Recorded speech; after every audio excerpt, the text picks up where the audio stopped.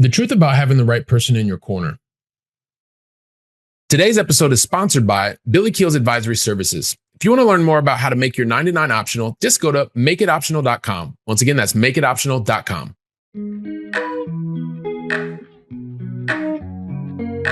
Helping you build freedom without losing your edge.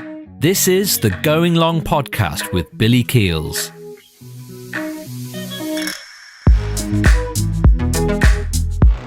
The truth about having the right person in your corner is the episode for you if you have ever doubted yourself and you have tried to figure out you want to go to the next level and you just don't believe that you can.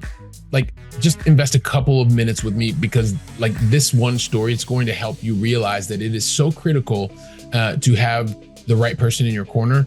And even when you don't recognize that they're there, they're always there. You just have to be paying attention. And so what I want to do is really bring you to the point of, it's actually summer of 2013. You take yourself to Barcelona, Spain.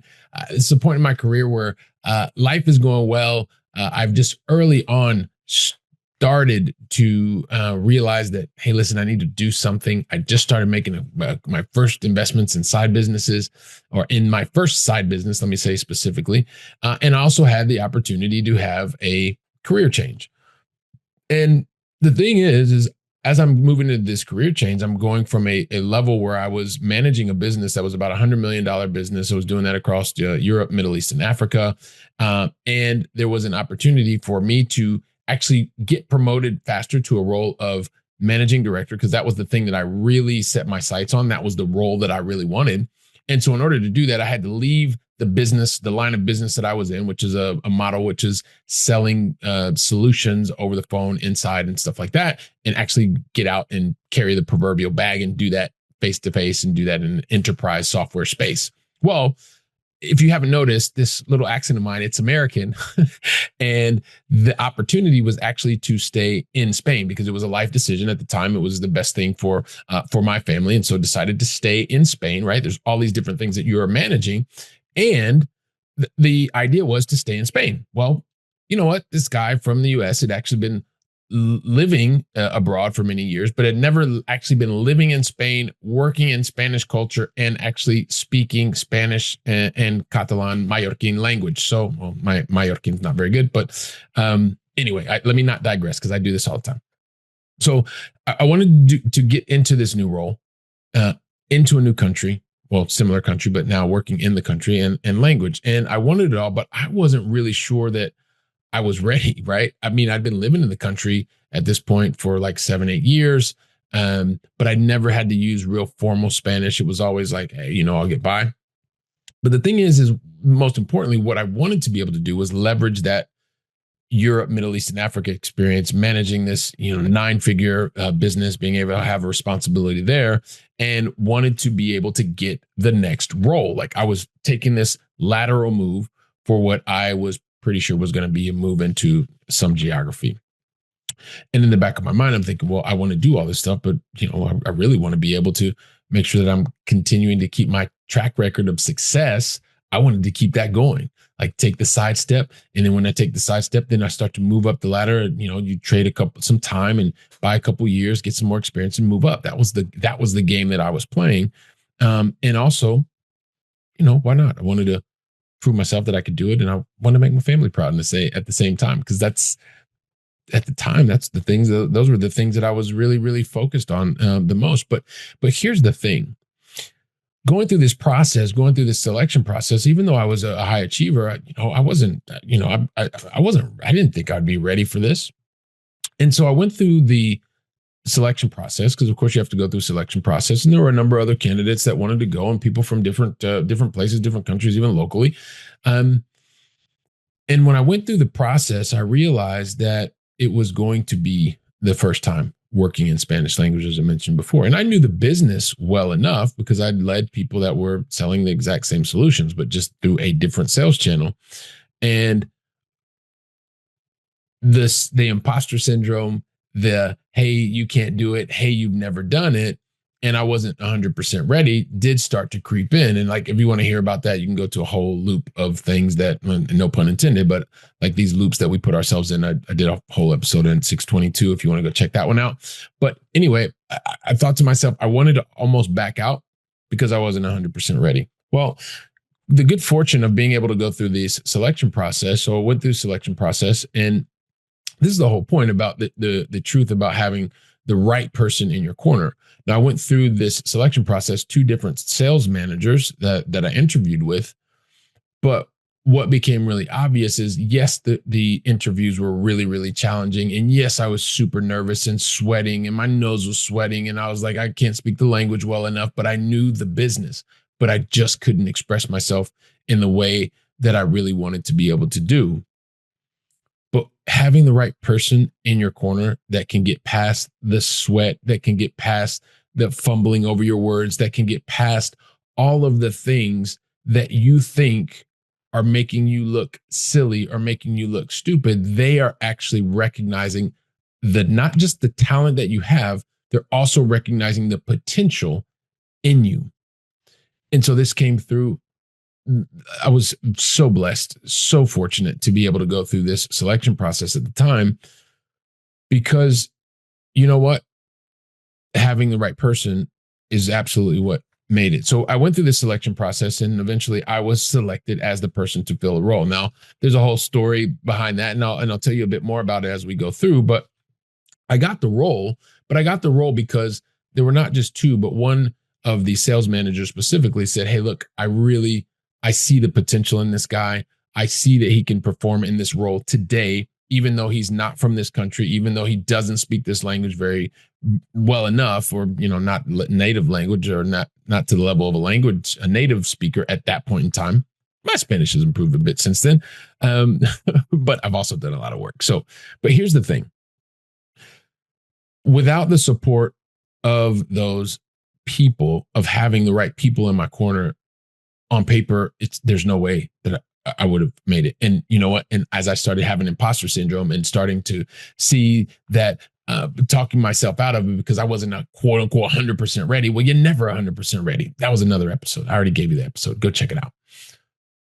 But the thing is it was about having an outside in perspective, someone that could see not just the value that I could create today. They saw the potential in me for the future.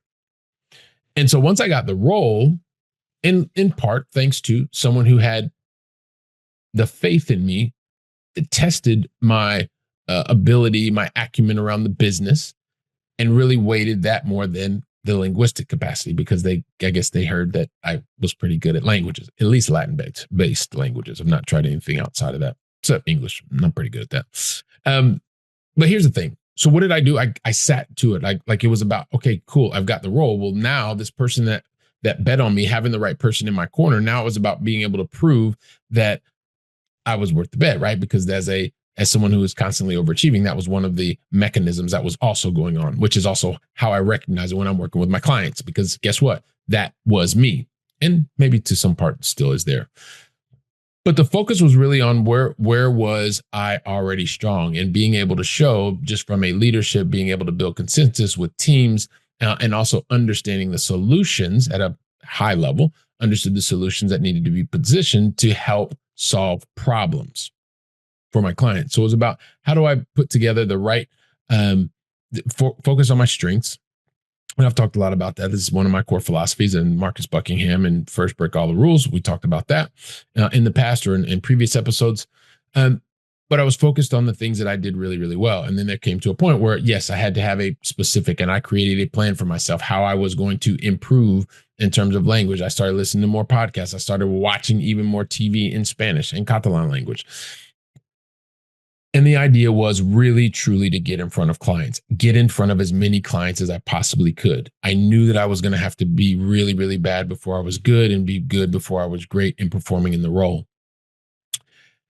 And that's exactly what I did. I invested a lot of time getting on planes and flying from Barcelona to Palma de Mallorca, or to Madrid, as they say. And so I invested that time because I knew that that's what I needed, and to really once again reinforce the decision that was made by that person that was in my corner, right? Because I didn't want to not just let them down. I didn't want to let myself down either. And so none of that comes without some tribulation that comes along the way. And of course, I didn't understand the software from a client perspective because I'd not done that in a different language, in the Spanish language. But you know what? I was feeling it. I had a lack of confidence because it was something that I was unfamiliar with. Right. And so there's all this internal conflict that I had because I'd managed this $100 million business. I'd led these teams of people. And now I was back on the front line in carrying my sales bag.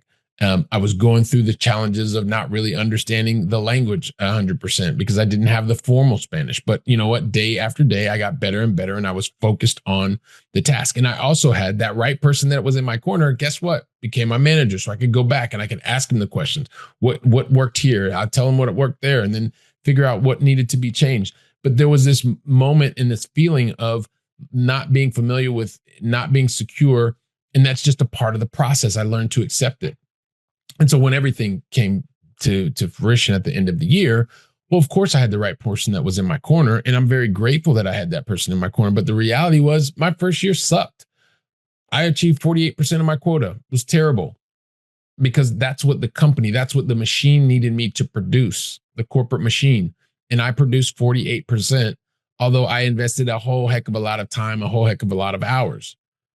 And that was just year one. Year 2, 3, 4 became much, much, much better. But we'll stick at year one because I didn't achieve the quota. I got 48%.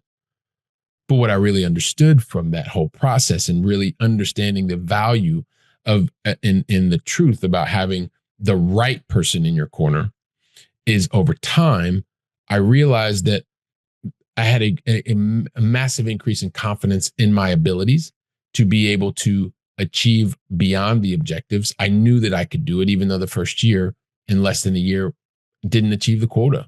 But my factor of confidence was up. The fact that I could actually be in a different language, in a different culture, and perform at a really, really high level. And it was able to reinforce a lot of the leadership skills that I had. And eventually would go on to do well over 300 and some odd percent and do that consistently go to Winner's Circle, which is, Hawaii and all these other kinds of things. So, but none of that would have happened if I didn't have the right person in my corner rooting for me, making a bet on me, recognizing something that I didn't recognize in myself. And I hope for you that there's that person that's out there. If you're feeling you want to take that step, but you just aren't 100% sure, because once again, you're never going to be 100% sure, ever.